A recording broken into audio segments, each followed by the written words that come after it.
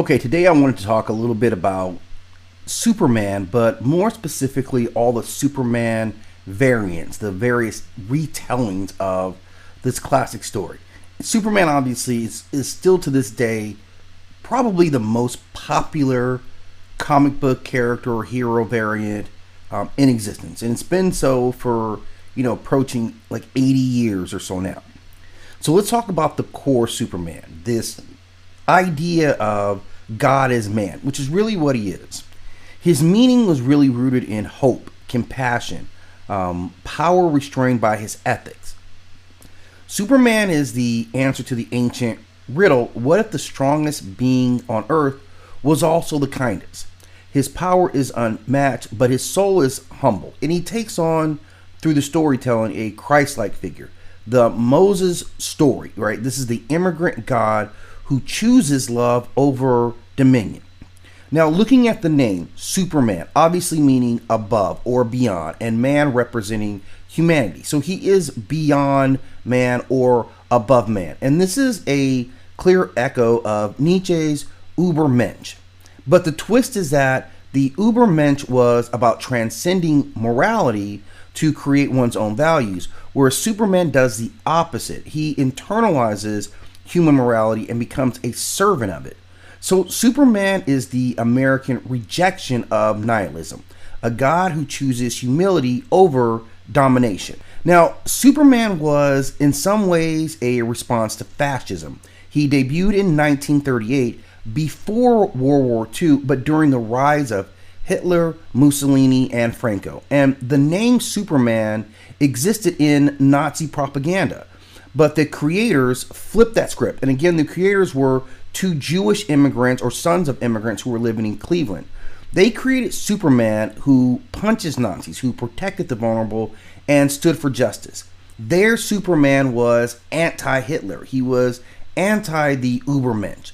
This was fascism as it was pretended to be rooted in compassion, is how they really came to it.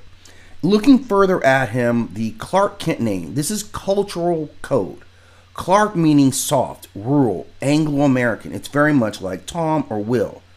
Kent meaning plain or unassuming, and also the real name of U.S. county and the symbol of this American heartland. The deeper cut is that Clark Kent is not the disguise. Superman is disguised. Superman is the public face, whereas Clark is the private man.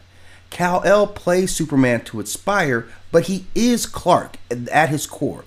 And we think of Clark as being a moral anchor, this ethical tether. He is cultural camouflage. Now, the era, of course, was the 30s, and this is right when Hitler had annexed Austria, and we're seeing other states that would fall later. Fascism was on the rise. The Great Depression was really just coming to an end, and World War II had not officially begun, but it was brewing. In the American context, racism, anti-Semitism, and isolationism were rampant. The American dream was still inspirational, but it wasn't reality. So comics were an entertainment for poor and working class youth. Superman was born to a world screaming for hope and terrified of war. And being a product of these two Jewish immigrants, they created a myth from their perspective.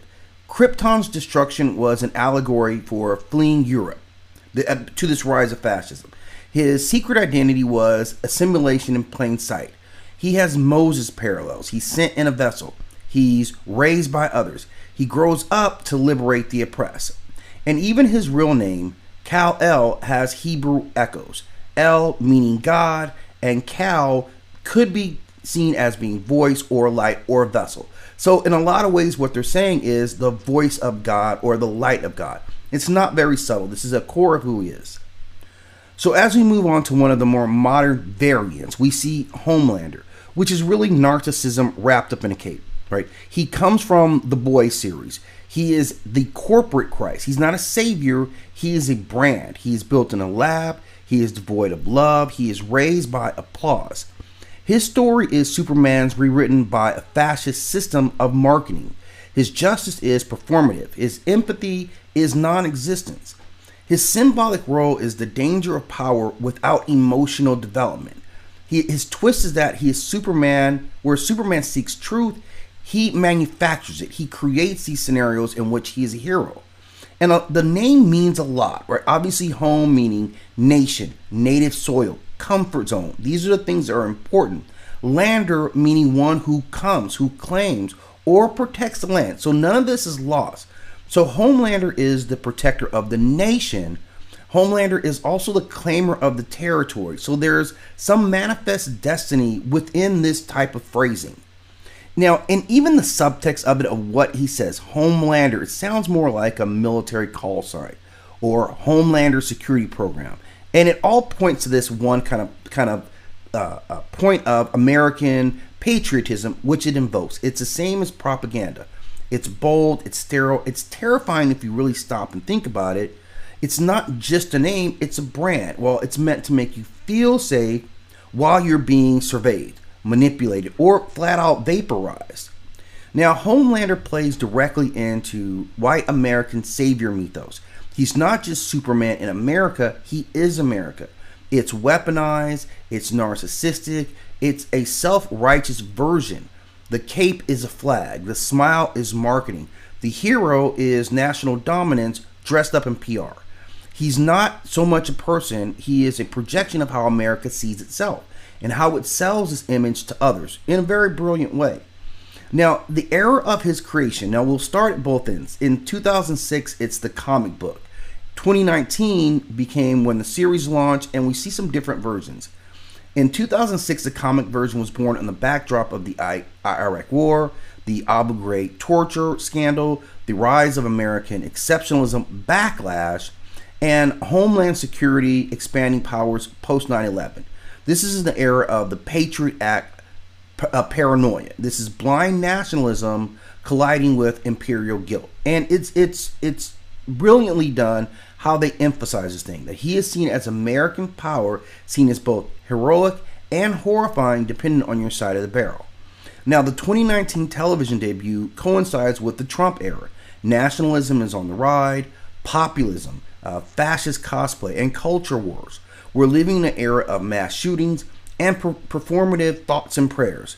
This is a social media hero worship of sociopaths, essentially. His modern form is shaped by Instagram patriotism and corporate morality. He is the algorithm answer to Superman, smiling for the cameras but killing behind doors. He is truth, justice, and the American way, with the empathy surgically removed. Now, the next character we look at is Gladiator, who is obviously popularized in the Marvel comics. And he comes from the Shire Empire, and he is more of the Imperial Superman. This is Kallark's strength is tied to his confidence, and his confidence is tied to loyalty. His loyalty to the Empire. He'll kill children, he'll annihilate planets, he'll kneel to tyrants, all because he believes in his duty. He's not evil, and it's just even worse. He is functionally moral in the service of evil. As long as it comes as an order from up above, he will not question it. He will not think about it. And his symbolic role is the horror of obedient strength. This is a twist where Superman serves the Earth by choice. Gladiator serves the Empire by programming. He is brought into doing this. Now, the name Gladiator is pretty surface. We understand gladiators were used as combatants.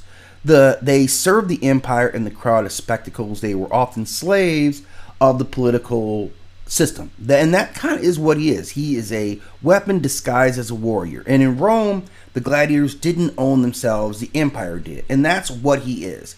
Even though he's on a cosmic level, he is rooted 100% into the show of force, the obeying of the emperor, and to die for glory.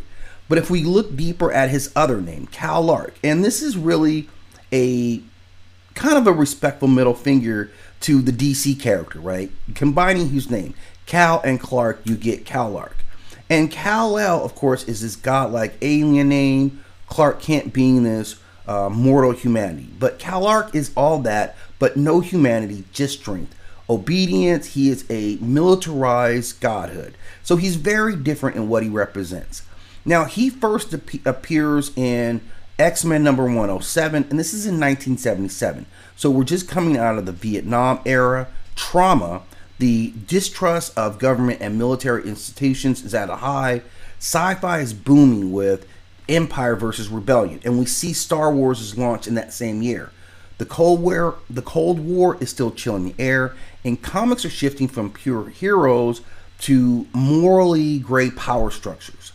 The Shire Empire, which he serves, is kind of Rome in space.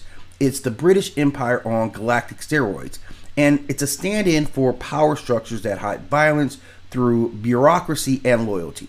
So he is Superman as he would be working for an empire instead of people. He doesn't stand for truth and justice. He stands for orders and survival. So he is a definite twist.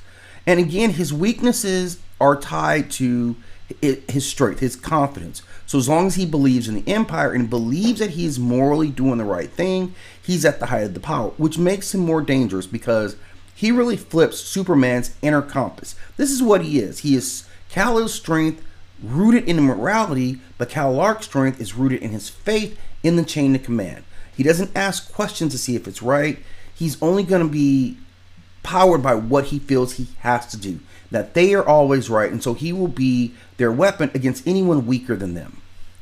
Now, moving on to Omni-Man, and this is the conqueror who masks himself as a dad.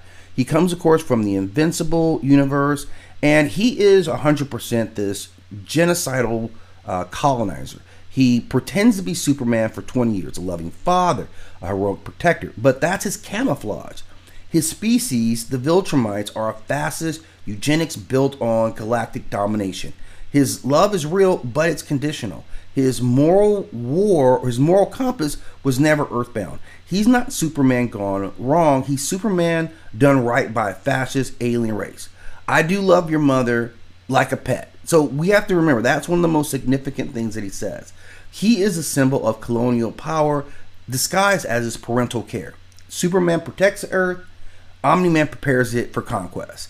And even in his name, like the literal meaning, omni meaning all things or totality, attached to this manhood. So he is really saying that he is all man or total man, the ideal man, the perfect hero, the ultimate father figure, which is a trap because that is the propaganda that lies behind this particular character. He's a total man. He's a total fraud. His aspirations are domination, but he doesn't hide it. I mean, he's very open about it. We look at his real name and Nolan Grayson. Again, Nolan itself meaning champion or noble. Grayson being the son of Gray or descendant of Gray. So these two together kind of show a hiding. The Earth name is fake. It is designed to be a camouflage for his true nature, meaning noble, and Gray being kind of morally ambiguous. So he's hiding his true nature. He's putting out this role of the champion that he will reveal to be staunchly against. Now, the era that he comes out in, of course, is 2003, Invincible. This is post 9/11 America. We still have an even increasing distrust of government and their power. The Iraq War is about to launch under false pretenses. And this the father knows best era is being replaced by what is dad actually hiding. So this is the rise of superhero deconstructionism. And we see following with the Watchmen and the Authority. So he was born in the shadows of a lie. We wanted saviors. What we got was this because we were so susceptible to what he really represented. He is the ultimate Viltrumite lie. He is the deep cut of the father myth. And when we flip it around, we see a true predator that comes out. Now, the next and one of the most interesting one is Brightburn, this predator god. Now, we see him from the film Brightburn in 2019. And this is the horror of inherent evil. He has the same origin story as Superman, same rural farmland. But this time, the alien child doesn't grow up to be a hero. Instead, rising from his dark origins, he embraces it. His message is a lot more primal. What if Superman was always just a smiling predator? And symbolically, there is no fear and no amount of nature or nurturing that can fix what is broken. He becomes human. Superman becomes human. Brightburn remains an alien. And what this really does, like we think about his name, Brightburn. Again, bright being light, purity, hope. This is Superman's entire brand. But burn introduces the destruction, the pain, the fire, and the violence. So Brightburn is literally hope turned into fire. He is all about violence. This is a name, it's not prophecy. He looks like Superman. He glows like Superman, but the result is not salvation, it is incineration. So Brightburn isn't just a name, it is the reversal of this messianic messenger, right? This savior series that is not a savior, he is the harbinger. His gifts are not blessings, they are weapons. And if the S was symbolic of hope, in this case, it is symbolic of scourge. He's not Kal-El sent to save us. He's the meteor that missed and now walks among us. And again, him coming out in 2019, this is again where we are at the height of trust in government and institutions and religions all starting to crumble. We have mass shootings and school violence, often by boys that look like Brightburn. We have mental health issues that are on the rise, and we're seeing the rise of the anti-hero and the villain as protagonist narrative. And this is subversion of classic myths across pop culture. The cultural exhaustion of hopeful heroes that now we're saying, well, what if they were all lying? So Brightburn to me is Superman filtered through Columbine, Sandy Hook, and American exceptionalism that we've grown fatigued from. Smallville Dream is now dead. He totally body bagged it. This is Brandon Bear. He is the mythic Jesus who was sent to Earth, but as the Antichrist overall. It was Superman sent to save us. This one was sent here to judge us. He's not Moses floating to safety. He is a sacrifice turning on the altar itself. His name, Brandon, is a normal American, white picket fence, safe. But the storytelling is something completely different. He is everything that is opposite. It doesn't matter how loving his parents were. At the end, he embraces what he is. Where Superman says, I must use power responsibly, Brightburn says, I'm superior. So why pretend to be otherwise? And we see that they are triggered by different things. Superman is choosing to help humanity, whereas Brightburn activates his program for world domination. Superman has a weakness, which is kryptonite. Whereas Brightburn, we see no known weaknesses. He is a pure apex predator. He is revealed. And the message overall is that there is some coding that he is being what he is. No amount of nurturing would have ever changed that. This is not about environment. So I think it's interesting, after close to 80 years of Superman, to see all these variants that come off of his story. All the what if, the possibility, and any of these variations could mean catastrophic results. And we've seen it in these 4 additional examples of who Superman is, even down to what their names variantly mean. So if you have more to add to this piece, I'm going to chop this into smaller bits for you as well. But I'd like your thoughts on this new take on who Superman was and what he actually means and what these other stories mean. Are we progressing in a way that fits these narratives, or will we ever come back to the hopefulness that Superman represented?